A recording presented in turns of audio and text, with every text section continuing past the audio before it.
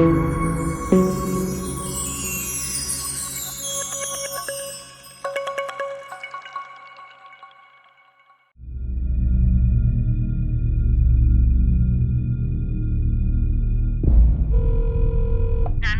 your emergency? I need you to help my mommy. He's doing something bad to her.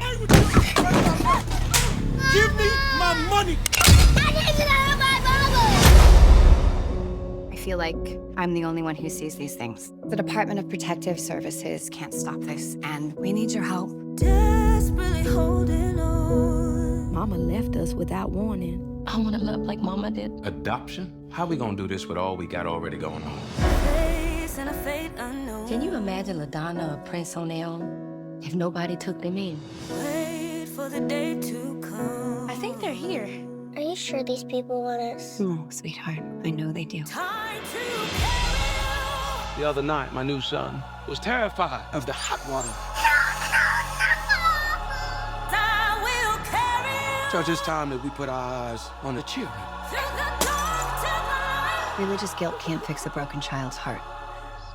Love can.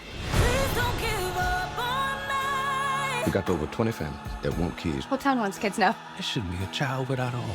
We can turn this whole thing around. Time to carry And then the kids started coming with stories that just tore at your insides. We're doing something almost nobody else would. We family. It's time that we do this together, Church. What's happening with Possum Trot has the attention of the state. I am beautiful. I am strong. You were a gift, and you were only ever meant to be loved. I will carry you.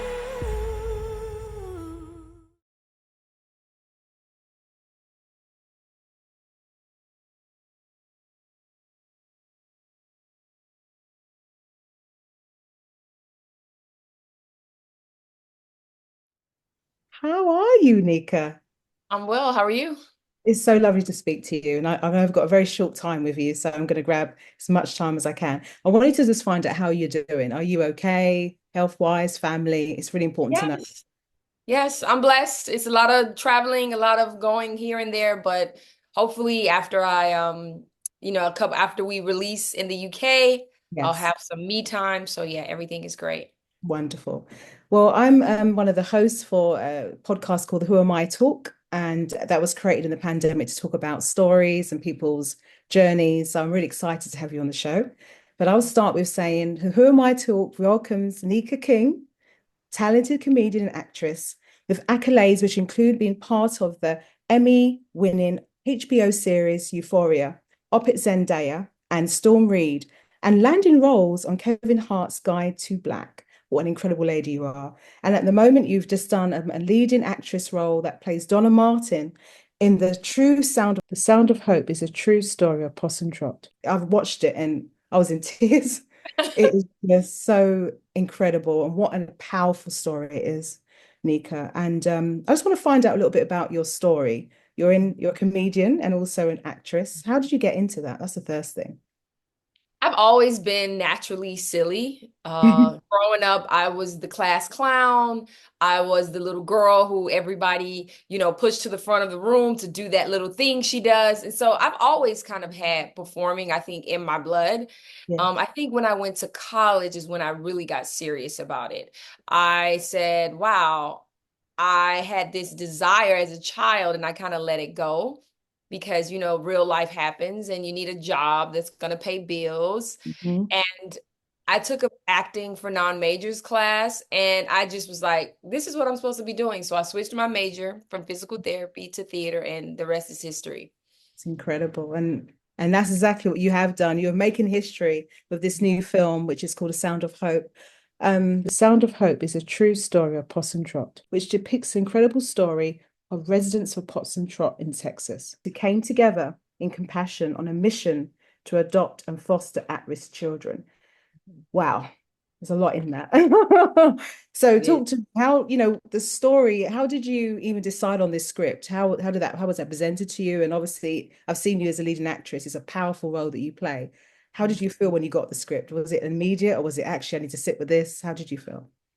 When I first read the script, I usually, sometimes I don't even read the whole script because I'm just like, okay, the first 20 pages will tell me if I want to keep going. And Yeah. I just finished it in one sitting. I was like, oh my gosh, this story is so powerful. And it was just, it was visual too. I could see, the words kind of come to life. And also that story is my mom's story. And so she read it, I let her read the script. And Wow. she was like, this is powerful. This is your role. This is your movie. And I was like, okay, well, we'll see, like let's pump the brakes.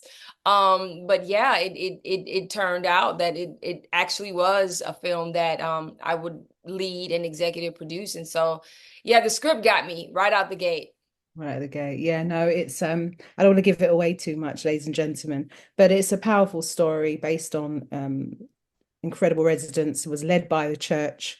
You was playing the lead role as Donna Martin, and they came together and encouraged. Thirsty was the leader of that. It was your sister in the movie that first, fostered, and then you took the next mantle. And you basically showed people about compassion and these poor at-risk kids. I mean, some of the scenes where you don't realize the trauma that kids have when they've come from that environment. And they're like the lost children, aren't they? They're the ones that people forget, We've got our own families that we have, but there are kids that need love and need parenting and need homes just like everyone else does. So it's very powerful when you watch it. Yes, it's one of those films that, it's really showing the realities of kids who are being left out, abused and really not taken care of. And then you see the other side of First Lady Donna Martin really trying to be there for kids. And it's not always easy. It's not always like, oh, they come into the home and it's great and everyone gets along. No, this film shows, the true stories because these stories actually happened. And Yes. we do see that silver lining though. It's there. We're not going to give it away, but it's definitely there to encourage people to go out and be a part of the solution, and not everyone is called to foster or adopt, but this is an issue that we should at least be thinking about. Yeah. And you're right, like the challenges that people don't realize they face. I have many family members. It's very common in the African American community. I'm from the Caribbean, but it's very common for us to foster children. I've been around and lived amongst and had friends and family that have done that. And you've always noticed different types of characters that would come in and things will be happening traumatically that me growing up would have seen and thought, wow, you can see that it's been tough for them. And then you start appreciating your environment, what you've had, the stability. And you learn, and you actually learn from those experiences to appreciate when you do meet people. There's always a backstory, isn't it? It's very easy for us to judge. But when you see that some people have come through devastating, really traumatic experiences, it gives you empathy to understand it's not easy. And they came through a lot of people, haven't Yes. they? Yes, they did. Those kids were so, I mean, let alone the actors, the kid Yeah, actors amazing. did I forget. amazing jobs. You forget like they're kids, Acting. like most of them come from loving homes with their mom and their dad and they're on set and they're bubbly and they're fun. And then, these scenes, you just, oh my gosh, your heart breaks in a million pieces because you know that somewhere a kid is actually going through this. And so Sound of Hope is definitely exactly what it says. It's that reverberating kind of, reminder that, yeah, we have to kind of like, we have to come to the rescue, right? We have to be more diligent about getting kids out of the system. And so I'm excited about coming to the UK Yes, and, welcome you. Welcome you. It's incredible. We welcome you. And no, what's so exciting about this film is it's going to touch your heart, unless you haven't got a heart, but most people have. There's going to be parts of it that's going to really tug on your strings. I've had losses in my family, but not the loss that meant is actually in the film. And that pain, I felt it, I was crying. And it's not something you said it in the film, it's not something you ever prepare yourself for, it's coming. And you played that part with so much power. I was crying thinking about my family and losses and things that are coming in the future. But what I loved about that scene in particular was how you used that pain to do what you did. use that pain to then say, right, my mission with my husband is to now foster and to send that love. And almost your mother was incredible in the film, pass on that mantle. And that was really powerful. And it made me just stop and think about myself and just in general, what are we here for? What's our purpose? And the purpose that you provided in that film and the story, the true story was really powerful. It Thank got you. me. Thank you. Oh, yes. And just wanted to know what themes or messages, obviously we've spoken a bit about it earlier, does this film explore? Obviously, we don't want to go too deep into what foster care system is, but what do you think it really homes in on? Do you think there's work to be done in general? You know, this is worldwide. This is obviously not, obviously it depicts in Texas, but this is something I'm sure will touch a lot of people who are in that industry, as well as people onlooking, people that want to actually get involved in the foster care system. So what kind of themes do you think it kind of touches on? I think the recurring themes throughout the movie, of course, is family, Yeah. it's resilience, it's strength, it's courage, and it's also following the promptings of the Most High God. That's Mhm. where it all started with First Lady Donna Martin, hearing, that call from him when she was in despair and just couldn't go on. And I Yeah. think sometimes we have to be very silent and quiet to hear God's voice, to see, okay, what is it that I'm supposed to do? Just Mhm. in general, That's in life, because everything that a person goes through, good and bad, it propels them forward to really walk in their passion. And I think that's ultimately what First Lady Donna Martin did. She started walking in her alignment, and that was being obedient first, and also following the call of God, and then going out and actually doing something, right? Like, not Mhm. just being a doer of the word, not a hearer of the word, but a doer of the word, taking care of the orphan and the widows. And because now, their family has multiplied, and that's what it's about, right? Family is not just blood. It's about friendships. It's about bringing people into your family that may not have a family. And so I think, I mean, there's a lot of themes, but when Yeah. I think about the film, it's really family and being connected to family. I love that. I love the fact that it was centered. What's powerful to me as a Christian woman is everyone wants hope and everyone has faith. And what I loved about this film, the name of it, Sound of Hope, is everyone has hope. And those kids, we don't know their quiet prayers, and they wanted someone to rescue them. And what's incredible about what you did in the film, what the story depicts, is they were rescued. They had hope at the end of all of their trials. And some of the scenes, my heart stopped because I was like, oh my God, what's going to happen to them? I wanted to jump in the film and protect. um, and it gave them hope. And, you saw the kids smile again. And there was one really beautiful scene when the little boy, he was on the bed with him and he was touching your face. Oh, it made me melt because he still had a softness, even after what he'd gone through. He still was able to know that somebody loved him, and it touched me. And to connect, right? He didn't know me, but obviously he saw something in Yeah. First Lady Donna Martin that made him feel safe Yeah. and feel, at home. And then the next scene, we see that juxtaposition of that trauma. And I think that's life, right? When you're Yes. when you're dealing with kids who are coming out of these homes and being abused and sex trafficked and just horrible, horrible things.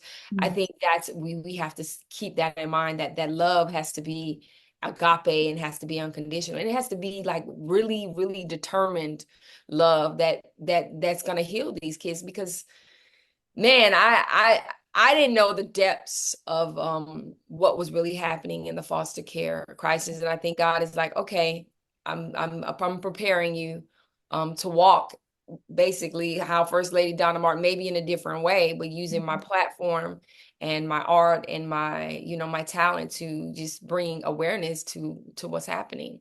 And I love that because it went beyond your acting. It's now with you as an individual to Mm. think, okay, this is what's going on, and how can I, through this story, through this film, share this story Right. of what's going on, Exactly. but beyond that, and it's changed you Exactly. forever, hasn't it? Oh yeah, forever. I'm forever changed. I'm already like, wow, okay, here we go. Let's see what God has for me now, because it's definitely it's opened my eyes.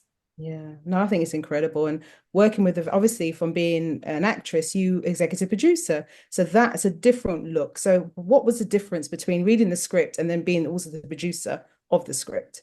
How would that differ for you as an individual? Because that's a different lens, isn't it? So stepping into the role of executive producer, exactly my first ever credit as an EP. Wow. Yeah, Congratulations. it was exciting. It was like, okay, what can I do? What do you need me for? And I think more than anything, it was being on set and kind of saying things that I or kind of inputting into what I thought was like, oh, well, it was a creative thing. Like Josh made the set really comfortable for us to all kind of have this collaborative, experience. Yes. And sometimes it's like, I don't think a Black person would say that, or oh, this And is a that's Black good. church. This is a Yeah. Baptist church, or is this Pentecostal? Or, like we were having these great conversations about, well, do they baptize in the Father, Son, and the Holy Ghost? Do they so we were having, because we wanted it to be real. We wanted people to connect and know that, like, this is an actual family with an actual church in Possum Trot. And so those were things that I felt like, okay, I had a little more credibility to kind of come and say, hey, I think we should do this and do that. And it was all love, because Josh knew the Martins very well. Him and his wife moved down to Possum Trot to Right. really learn, what happened, and write this story to make sure that he got it right. So we were both on the same page with wanting to get it right. I love that. And I know that as well as you as an executive producer, Letitia Wright, who played Black Panther, you work together and you've got a story and a history within working within the Black fraternity, telling the Black story. So you had a lot of input and you was able to, as you said, cross-reference, because the importance of this, as you said, is it being the truth. It's very easy for us to do a film, isn't it? And then there's parts missing. And I've watched many films. I was like, I don't know if that would have happened. So it's lovely that you've had that shared experience and you're able to share that. Mm, Yes, that was lovely. Yeah. wow. And then working with all the different, as you said, the children, these I forget when you're watching it, it's so incredible. The children are literally acting. So getting them to actually, just like, it was so natural, wasn't it? They were like your children. Yes. And we had really cool moments offset, when Mhm. we bonded, and we, kids, they're very playful, they're very, very lively, and I'm like a little kid myself. So we would all be kind of like running around the set and being silly. And then when it got to do those intense scenes, we had to really lock in and, make sure that we captured the moment of what happened. And so they were true professionals, really true professionals. Incredible. And then just lastly, it's coming out on the 11th of October in the Yes. UK and Ireland. And obviously we've spoken about the impact, but what do you want the audience? You want them to come and go and see this. Like, ladies and gentlemen, you have to see this, will change your life. But what's the message, the last message you want to add for The Sound of Hope? I would like people to take away this idea that hope is not a final destination. It's a journey, it's a path, and it's not a straight path. I know, just being in Hollywood, pursuing anything that's difficult, you get setbacks and disappointment and frustrations. And just my prayer is that people are are moved to really find out how they can contribute to being not just an adoptive parent or a foster parent, or just being in a kid's life, whether that's in your community, in your family. Brother, I don't know if you guys have big brother, big sister like us over here, but just finding ways to just be involved with kids who really need mentors and need a family. So I just pray people, they have a tugging on their heart to be active in someone, in a kid's life. Amen. I love that. Yes, Yes. Sound of Hope, true story of Possum Trot. And guys, you have to come and see this. It's out on the 11th of October. It's very fitting because it's Black History Month. So this is a time for us to come together to share our stories. I would like to thank you, Nika, for joining me on the Who Am I Talk. God bless you. Thank you so much.